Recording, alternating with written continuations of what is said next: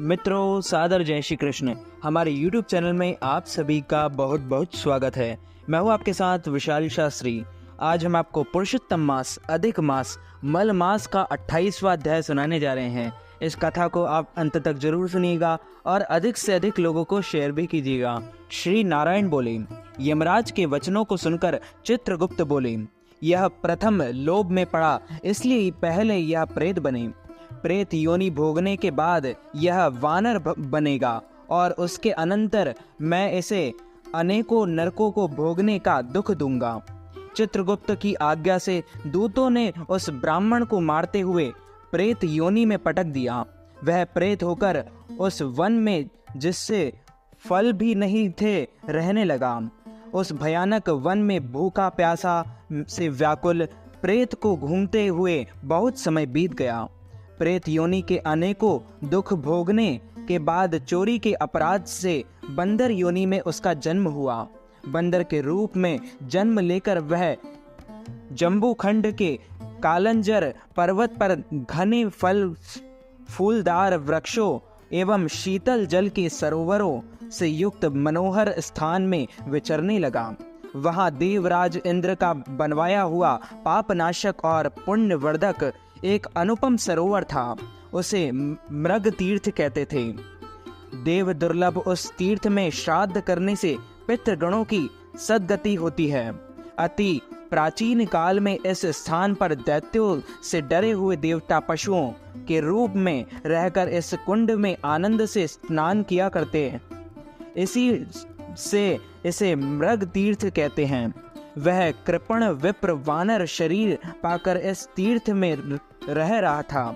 नारद जी ने नारायण से पूछा, हे प्रभु, त्रिलोक को पवित्र करने वाले इस मृग तीर्थ में वह पापी दुष्ट वानर कैसे निवास पा गया? इसका रहस्य जानने की मेरी अभिलाषा है। नारद जी के ये वचन सुनकर श्री नारायण ने कहा, हे नारद, पूर्व समय में चित्रकुंडल नाम का एक वैश्य था। उसकी तारका नाम की पतिव्रता पत्नी थी। उन्होंने पुरुषोत्तम मास का व्रत किया। चित्रकुंडल ने स्त्री के साथ प्रसन्नता पूर्वक व्रत की समाप्ति पर उसने उद्यापन व पूजन करने के लिए वेद वेदांग जानने वाले ब्राह्मणों को सपत्नीक बुलवाया एवं श्रद्धा पूर्वक उद्यापन किया। हे नारद, पैसे का लोभी वह कंजूस ब्राह्मण चित्र शर्मा भी वहां पहुंचा। उद्यापन विधि पूरी हो जाने पर चित्रकुंडल ने सपत्नीक ब्राह्मणों को खूब दान दक्षिणा देकर प्रसन्न किया। सभी ब्राह्मण दक्षिणा लेकर प्रसन्न मन घर चले गए, किंतु वह लोभी ब्राह्मण ठहरा रहा। वह रोता हुआ आगे बढ़कर विनय पूर्वक गदगद कंठ से बोला, हे वैश्य श्रेष्ठ चित्रकुंडल, यह पुरुषोत्तम मास धन्य है। आपने विधि पूर्वक भली भांति पुरुषोत्तम व्रत किया है और ब्राह्मणों को बड़ी प्रसन्नता से खूब दान दिया, किंतु मुझ भाग्यहीन को क्यों नहीं दिया? चित्र शर्मा ने इस प्रकार कहने पर वैश्य चित्रकुंडल ने इस कंजूस को भी बहुत सा धन दे दिया। कृपण ब्राह्मण कदर ने उस धन को धरती में गाड़ दिया और वहां रहकर भी पुरुषोत्तम मास की पूजा देखता रहा। श्री नारायण ने आगे बतलाया, हे नारद, उस कंजूस द्वारा पुरुषोत्तम मास पूजा को देखने एवं स्तुति सुनने से पुण्य से, चाहे वह धन के लोभ से ही की थी, वानर रूप में उसका जन्म मृग तीर्थ में हुआ। हे दुजे, जो मनुष्य पुरुषोत्तम देव भगवान का आदर पूर्वक श्रद्धा से दर्शन और स्तुति आदि करते हैं, उनके पुण्यों को ब्रह्मा जी भी पूर्ण रूप से कहने में समर्थ नहीं। आगे की कथा सुनाते हुए श्री नारायण ने कहा, उस लोभी और विश्वासघाती ब्राह्मण को मृग तीर्थ के हरे भरे वन में जन्म मिला, परंतु वहां भी भूखा प्यासा भटकता रहता था। जन्म से ही उसके मुख में पित्त विकार के कारण घाव था, जिसकी पीड़ा के कारण वह कराहता रहता था और घाव से खून बहता रहता था। वह इस प्रकार के जीवन से तंग आ चुका था। इस प्रकार उसे भूखे प्यासे दुख भोगते देव योग से पुरुषोत्तम मास आ गया। पुरुषोत्तम मास के कृष्ण पक्ष की दशमी के दिन वह प्यास से व्याकुल भटकते हुए एक कुंड के पास पहुंचा। भूख प्यास से व्याकुल वह बंदर कुंड के किनारे एक वृक्ष पर चढ़ गया और एक पेड़ से दूसरे पेड़ पर कूदा, किंतु पूरी तरह उछल ना सकने के कारण बीच में ही गिरकर कुंड में आ गिरा। वह 4 दिन कुंड में पड़ा रहा और 5वें दिन उसके प्राण निकल गए।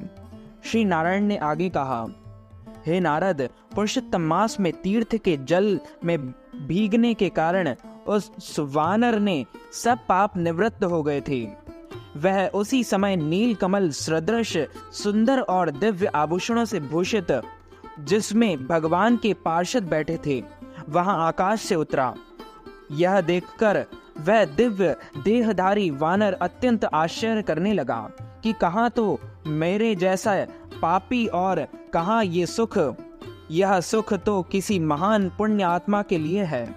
इस प्रकार तरह तरह के विचार करते हुए उसे बड़ा ही आश्चर्य हो रहा था, परंतु उसकी समझ में कुछ भी नहीं आ रहा था।